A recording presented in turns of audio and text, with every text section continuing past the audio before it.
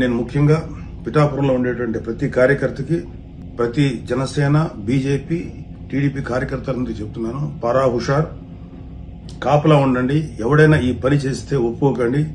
అలాగే పిఠాపురం ఓటర్లు కూడా ఈ విషయంలో జాగ్రత్తగా ఉండండి. మీ వేళ్ల మీద సీరా చుక్కలేసి డబ్బులు ఇచ్చి ఈ పని చేయబోతున్నారు. Don't sell your vote. ఒకవేళ మీరు డబ్బు తీసుకో, ఎందుకంటే మీకు ఎంత డబ్బు ఇచ్చినా తప్పులేదు. ఎందుకంటే వీళ్ళ వైసీపీ వాళ్ళు తిన్న దానికి, సంపాదించిన దానికి, మీ మీద పెట్టిన దానికి ఓటుకు 10 లక్షలు ఇచ్చినా తప్పులేదు, తీసుకోండి.